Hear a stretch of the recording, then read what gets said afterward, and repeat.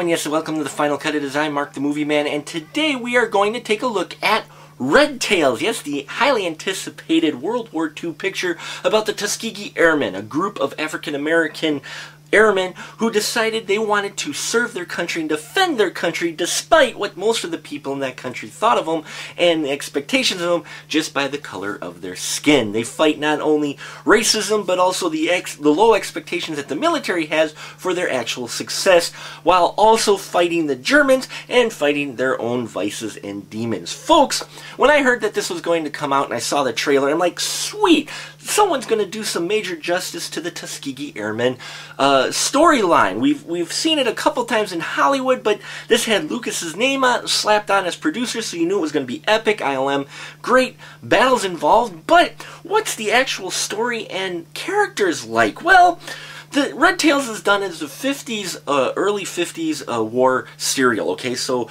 done in that style. So it's going to take you back a little bit in the opening credits. You get some really kind of bad, cheesy, campy dialogue and some really odd credits that cover most of the screen, and just in general, it's a little bit jolting until you realize what they're going for, and then it gets a little bit more acceptable and you get a little more comfortable. Unfortunately, what didn't seem comfortable was most of the dialogue in this film. Now, I know they were going for this serial, and those serials have campy and cheesy dialogue in it. Most war pictures do to a certain extent because that it's just a heroic tale and you're going to get stuff like that. So you come to accept it, and it's fitting within the story of the film. Unfortunately, it seemed forced throughout this movie. The actors, which you have a great list of actors: Terrence Howard, Cuba Gooding Jr., Nate Parker, Tristan Wilds is in it. You got David Oyelowo, who was in The Last King of Scotland. I loved him in The Last King of Scotland. You even had Method Man in here who does a decent performance with what he's given. But what they're given is something that just didn't seem quite comfortable with them. For one, I mean, all the scenes with their dialogue seemed a little bit forced and just in general not for a good flowing film. Now, also what didn't flow was the direction and the editing, and I think that's because first-time director Anthony Hemingway is used to directing TV shows, and you can tell, you could almost put where you could put the commercial breaks in some of these scenes that you have on this epic war picture, okay?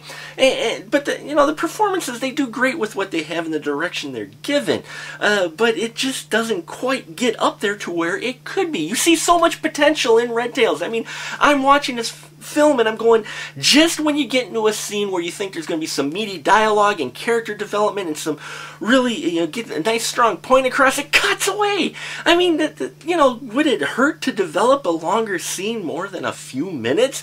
Okay, now they also throw in a prison subplot in there, which almost kind of seems thrown in at parts, and a romance subplot, kind of similar to what they did with Flyboys, only they do it a lot better in this picture, okay? They do a lot better than what they did in Flyboys. I enjoyed this picture a lot more than that. Unfortunately, I just saw so much more potential in there for this film to be a better put together picture than what it was. I mean, maybe Lucas had his fingers in the pot more than we've seen, because the way some of the scenes and the dialogue was, it almost felt like Phantom Menace set in World War II. I mean, it got down like that, and it's sad because I love these actors that are in it and the performances they've given in the past, but in this one, it just didn't seem quite comfortable for him. And Cuba Gooding Jr., no lie, I don't know if it was just because the character he was playing, maybe they did that in real life, I don't know, but the way he did this pipe thing, I couldn't help but go, seriously? He couldn't just put the pipe in his mouth. He always was like, ow!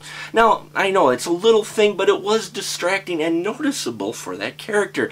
Now, they do give the characters some human vices. They make them human, but also very heroic and talented individuals, which the Tuskegee Airmen are. Another positive that was in this film was the action sequences, obviously with ILM at the helm and some fantastic World War II battles, but the parts in between the battles just didn't seem quite put together well. I mean, you get random scenes in there where there's no dialogue in just a few seconds and didn't really have anything to pertain to what happened before or after it. So it was a little jolting as well.